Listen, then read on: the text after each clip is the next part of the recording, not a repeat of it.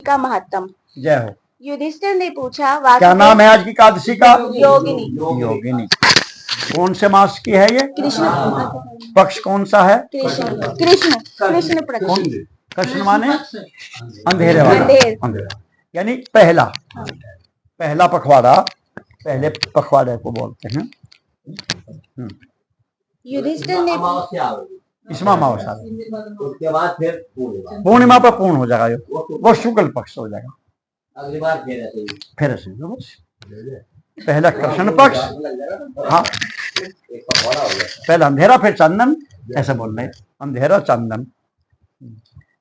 बोलिए काशी महात्म की जय। युधिष्ठिर ने पूछा, वासुदेव, आषाढ़ के कृष्ण पक्ष में जो एकादशी होती है उसका क्या नाम है? कृपया उसका वर्णन कीजिए। भगवान श्री कृष्ण बोले, नरप श्रेष्ठ, आषाढ़ के कृष्ण पक्ष की एकादशी का नाम योगिनी है। यह बड़े बड़े पातकों का नाश करने वाली है। संसार सागर में डूबे हुए प्राणियों के लिए यह सनातन नौका के समान है। तीनों लोकों में यह सारभूत व्रत है। अलकापुरी में राजा धीराज कुबेर रहते हैं। वे सदा भगवान शिव की भक्ति में तत्पर रहने वाले हैं। उनके हेम माली नाम वाला एक यक्ष सेवक था जो पूजा के लिए फूल लाया करता था। हेम माली की पत्नी बड़ी सुंदरी थी। उसका नाम विशालाक्षी था। यह यक्ष काम पाश में आबद्ध होकर सदा अपनी पत्नी में आसक्त रहता था। वह एक दिन की बात है, हेम माली मानसरोवर से फूल लाकर अपने घर में ही ठहर गया और पत्नी के प्रेम का रसास्वादन करने लगा। अतः कुबेर के भवन में न जा सका। इधर कुबेर मंदिर में बैठकर शिव का पूजन कर रहे थे। उन्होंने दोपहर तक फूल आने की प्रतीक्षा की। जब पूजा का समय व्यतीत हो गया तो यक्षराज ने कुपित होकर सेवकों से पूछा, यक्षों, दुरात्मा हेम माली क्यों नहीं आ रहा है? इस बात का पता तो लगाओ। यक्षों ने कहा, राजन, वह तो पत्नी की कामना में आसक्त हो अपनी इच्छा के अनुसार घर में ही रमण कर रहा है। उनकी बात सुनकर कुबेर क्रोध में भर गए और तुरंत ही हेम माली को बुलवाया। देर हुई जानकर हेम माली के नेत्र भय से व्याकुल हो रहे थे। वह आकर कुबेर के सामने खड़ा हुआ और उसे देखकर कुबेर की आंखें क्रोध से लाल हो गई। वे बोले, ओ पापी, ओ दुष्ट, ओ दुराचारी, तूने भगवान की अवहेलना की है। अतः कोढ़ से युक्त और अपनी उस प्रियतमा से वियुक्त होकर इस स्थान से भ्रष्ट होकर अन्यत्र चला जा। कुबेर के ऐसा कहने पर वह उस स्थान से नीचे गिर गया और उस समय उसके हृदय में महान दुख हो रहा था। कोढ़ों से सारा शरीर पीड़ित था, परंतु शिव पूजा के प्रभाव से उसकी स्मरण शक्ति लुप्त नहीं होती थी। पातक से दबा होने पर भी वह अपने पूर्व क्रम को याद रखता था।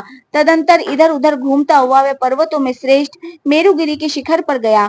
वहां उसे तपस्या के पुंज मुनिवर मार्कंडे जी का दर्शन हुआ।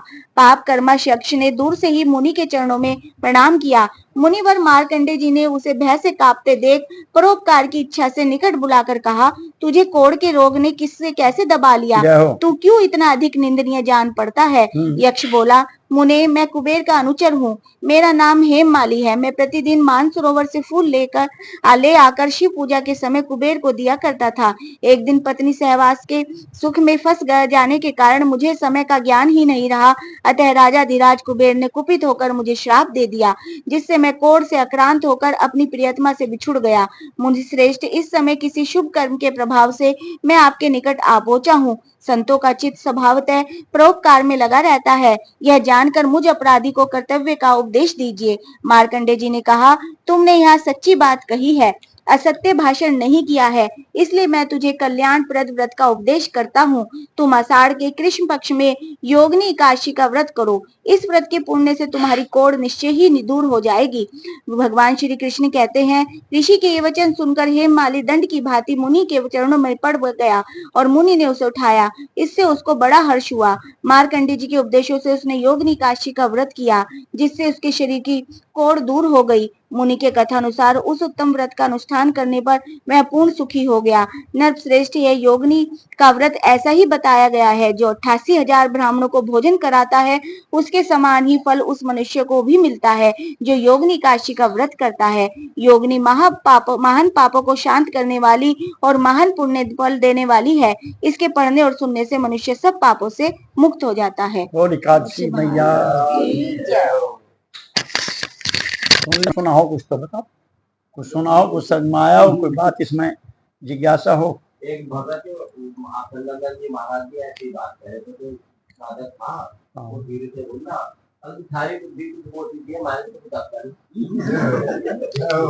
अब मोटी बुद्धि का, मोटी माने पे तगड़ी बुद्धि, सॉलिड सी, सॉलिड है बिल्कुल, पत्थर हो रही। हाँ, एक तो इसका ये फल है जो आया सामने। अगर किसी को कोढ़ हो, कोढ़ जो सफेद फूल के भी दाग होते हैं ना, वो भी कोढ़ का ही एक शुरुआती रूप होता है, कोढ़ का ही रूप है वो। अब तो कुष्ठ कोढ़ असाध्य नहीं रहा, पहले कोढ़ का रोग लाइलाज होता था। इसलिए ये जो कुष्ठाश्रम है ना, ये नगर से कई किलोमीटर दूर जंगल में था, यहाँ कोई नहीं जा सकता, इसके आसपास कोई मना था, बिल्कुल वर्जित।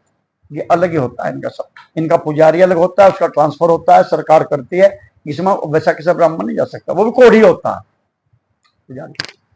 लेकिन अब ये सामान्य, अब तो इनके बच्चे भी बाकी सामान्य स्कूलों में पढ़ने लगे, यूनिवर्सिटियों में इनके लड़के लड़की, तो उनका कोड है ही नहीं। क्या हाँ, वो तो होगा, हो जाएगा ही।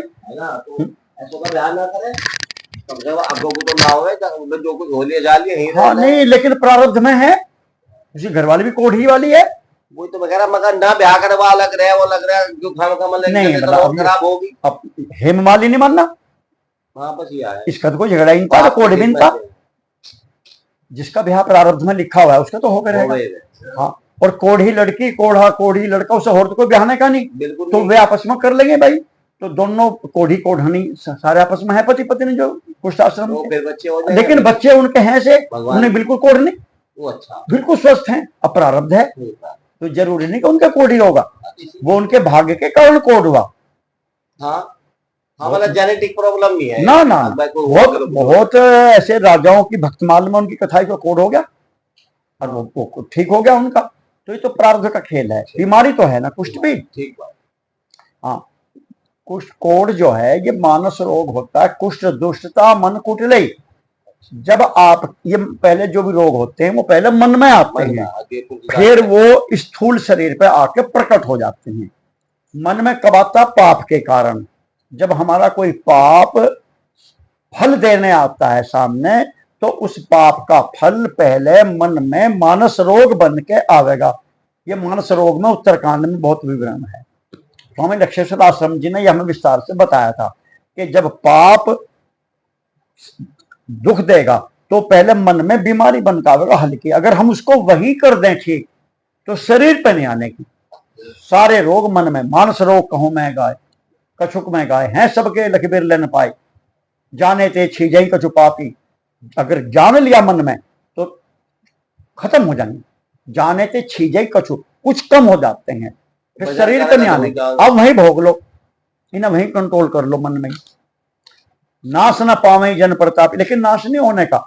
तो आप मन के रोग में, जब मन में मानस रोग आया, तो आप भगवान के भजन से, तप से, संयम से, व्रत आदि से उसको मन में ही खत्म कर सकते हैं। अगर आपने वो खत्म ना किया तो वो फिर बढ़ के वो शरीर पर प्रकट होगा। बुखार के, शुगर के, इसके, कोढ़ के, किडनी, जो भी कुछ बीमारी है सब मन में है। तो जो कुष्ठ का कोढ़ रूप है ये मन की बीमारी है, कुष्ठ दुष्टता मन कुटिलई।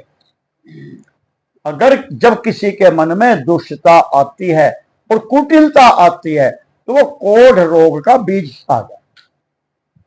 वही उसका चाहे इस जन्म में आओ और चाहे अगले जन्म में वो कोढ़ बनेगा।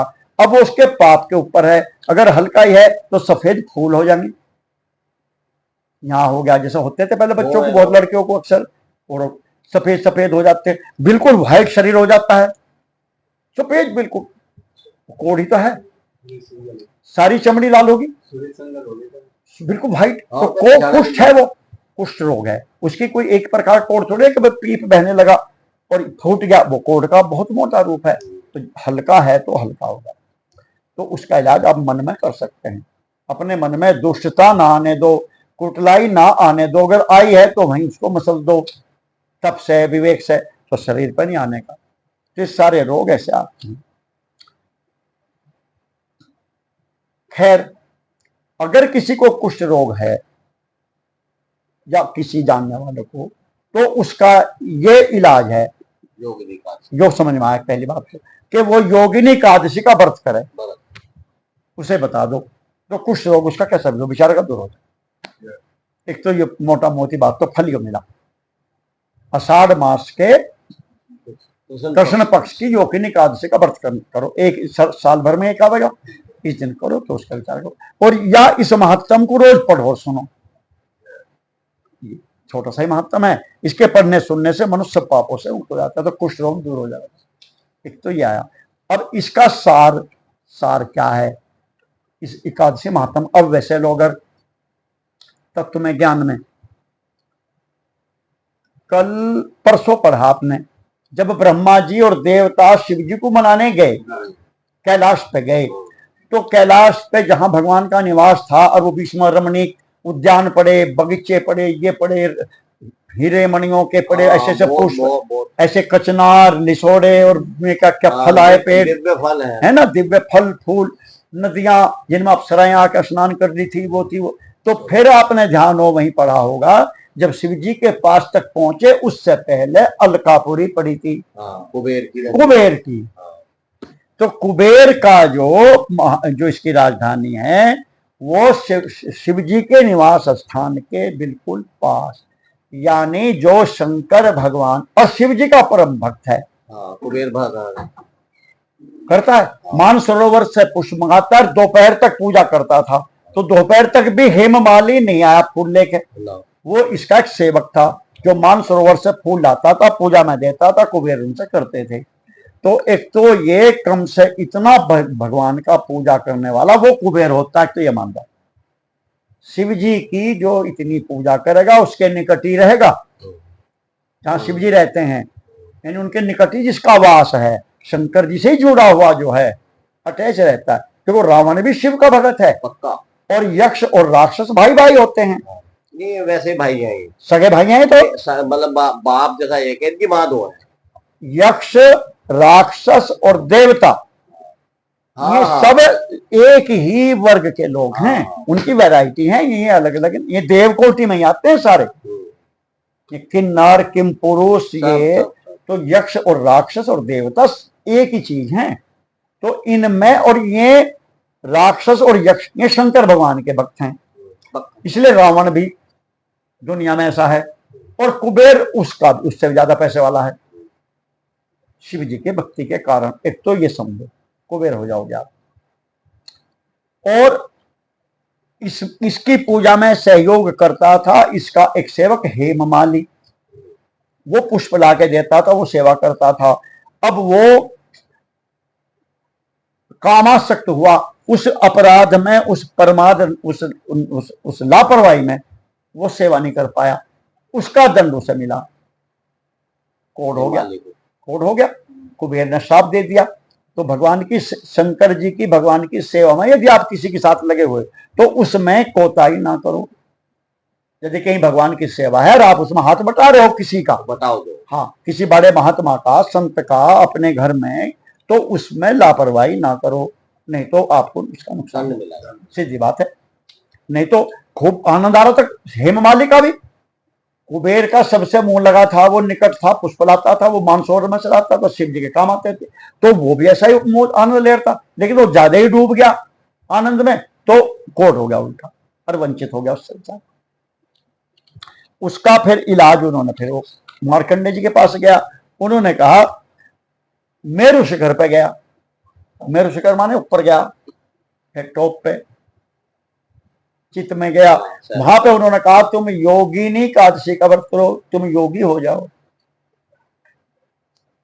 योग चित्तवृत्ति निरोध, अपनी चित्तवृत्तियों का निरोध करके योगस्थ हो जाओ, तो तुम सारी प्रलोभन खत्म हो जाएंगी। तब उसको उन्होंने फिर वरदान दिया ऋषि ने, वो फिर कोड के उससे मुक्त हो गया, फिर झंझट खत्म हो गया, फिर वो फ्री हो गया। अब उसको इसमें फिर ये नहीं आया कि वो फिर उनकी सेवा में चला गया, हेममाली फिर कुबेर की सेवा में नहीं गया, वो तो मार्कंडे ऋषि के आशीर्वाद से, योगिनी एकादशी के अनुष्ठान से, जो उन्होंने उसको बताया था, वो क्या हो गया उसका, वो तो कोड दूर हो गया, मुनि के कथनानुसार उस उत्तम व्रत का अनुष्ठान करने पर पूर्ण सुखी हो गया। सेवा कराया ही फिर अब। ना हाँ वो तो क्या जरूरत है, ये तो कुबेर हो गया। हाँ, ये तो कुबेर ही हुई, पूर्ण दुखी का मतलब ये है। नरप श्रेष्ठ युधिष्ठिर जी, कृष्ण जी कह रहे ये योगिनी का व्रत ऐसा ही है। वो तो पूर्ण सुखी हो गया, तो जब पूर्ण सुखी हो गया तो वो क्यों करेगा कुबेर की नौकरी। सेवा क्यों करेगा? उसे तो गुरुजी मिल गए मार्कंडे जी, और सुमेरु पर्वत पर पहुंच गया था वो, उससे भी वहां हेमशाला देम पे, तो उसका काम बन गया। वो योगिनी एकादशी का व्रत, तो वो योगी हो गया। उसे वो ये बता दी कि तुम अपने उसमें चले जाओ, ध्यान में चले जाओ, जो इसका फल, अब ये उसका महत्तम है ही। अब इसमें एक चीज और है जोरदार, कि योगिनी एकादशी के फल के, व्रत के फल के बराबर क्या है, 88,000 ब्राह्मणों को भोजन कराना। देख लो ये, अगर व्यवहार में समझो, कहां से कराओगे 88,000 ब्राह्मणों को भोजन, तो इसलिए योग है असंभव, मिलने के नहीं। मैं समझता हूँ इस समय प्रधानमंत्री निवास में भी बेचा हमें कि 88,000 ब्राह्मणों का भोजन हम कराना, यहाँ नहीं हो सकता, आने के नहीं, मिलने के नहीं, और एक साथ तो आने की नहीं आने, कहाँ व्यवस्था करेंगे, कहां से ढोएंगे, कितनों असंभव का झगड़ा हो जाएगा। और फिर हमारे जगत गुरु शंकराचार्य जी विरोध कर देंगे, पूरी वाले, तो इसी नाम के कोई न जाना वहां, उनके तो इसी नाम के लिए तो कोई मत जाना वहां से, ब्राह्मणों को मैं आदेश देता हूं कोई नहीं जाएगा, अब जाने के ही नहीं। बस शंकराचार्य ने मना कर दिया, मान लीजिए जिसको मोदी योगी है तो वैसे ही है। हाँ तो आदि बहुत तो बात है। वो नहीं होने का संभव, तो फिर योगिनी एकादशी का व्रत रख लो, ठीक है। अब 88,000 ब्राह्मणों को भोजन कराने का एक सदर तरीका बताना, और रोज करा सकते हो, सब करा सकते हैं, चीटियों को खिला के, इसे चीटियों को क्या ज्ञानी महिला है, ज्ञानी नहीं, आज की यजमान भी है, ज्ञानी इसलिए शुद्ध बुद्धि, हाँ, ब्राह्मणों को चीटी बुद्धि शुद्ध हो जाना है, अच्छे अच्छे काम करो बस। तो अब हमसे बंद कर दे जा, देख लो ऐसा नहीं है, मोटी बुद्धि ऐसी नहीं तो मेरे से भी मोटी मिल गई, मोटी बुद्धि। हाँ मतलब ब्राह्मण का हटके एकदम नहीं, चीटी पर जाए भगवान मुझे इशारा कर रहे, तुम रहने दो बस। हाँ, नहीं अब तो समय भी हो गया, हो गया फिर अभी वो कर दो।